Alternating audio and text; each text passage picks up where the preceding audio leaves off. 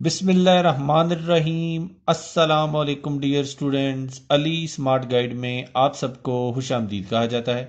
हमारे पास as series का एक इंपॉर्टेंट क्वेश्चन है जिसकी स्टेटमेंट है a father is 3 times as old as his sun.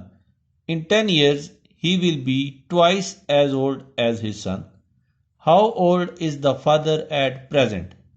Question की स्टेटमेंट में बताया गया है कि फादर की एज सन की एज का 3 गुना है। अगले 10 सालों में वो अपने बेटे की एज का 2 गुना होगा। क्वेश्चन की स्टेटमेंट में पूछा गया है कि बताइए फादर की मौजूदा एज क्या होगी। अब हम इस क्वेश्चन को सॉल्व करते हैं। डियर स्टूडेंट्स, हम सपोज करते हैं कि एट प्रेजेंट एज ऑफ सन, यानी कि बेटे की मौजूदा एज जो है वो है एक्स।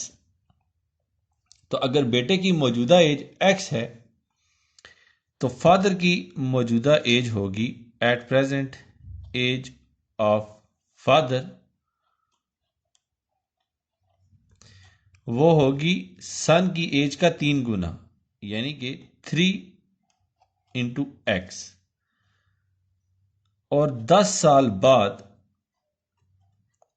आफ्टर 10 years जो सन है उसकी एज होगी, सन की एज होगी प्रेजेंट एज प्लस 10 years। तो प्रेजेंट एज है हमारे पास x प्लस 10 years 10 साल बाद। और इसी तरह फादर की एज तब होगी, जो फादर है उसकी एज होगी 3x प्लस 10। लेकिन क्वेश्चन की स्टेटमेंट के मुताबिक जो फादर है 10 साल बाद उसकी एज, जो फादर है 10 साल बाद उसकी एज सन की एज का 2 times होगी। तो 2 × सन्स एज।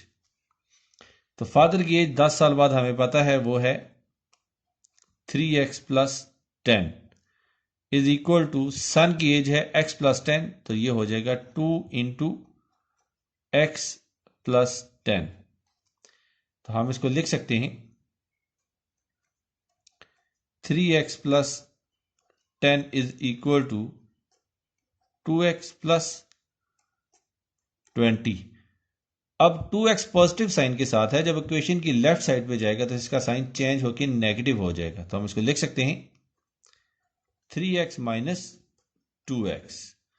और 10 यहां पॉजिटिव साइन के साथ है, जब इक्वेशन की राइट साइड पे जाएगा तो इसका साइन नेगेटिव हो जाएगा। इसको लिख सकते हैं हम इज इक्वल टू 20 माइनस 10।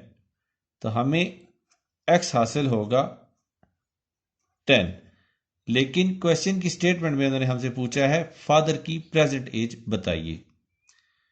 तो प्रेजेंट एज ऑफ फादर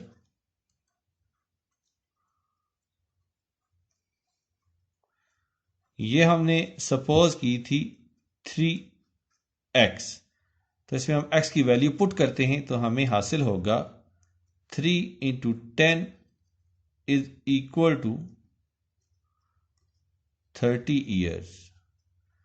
और क्वेश्चन की स्टेटमेंट में उन्होंने हमसे यही वैल्यू कैलकुलेट करने का कहा था।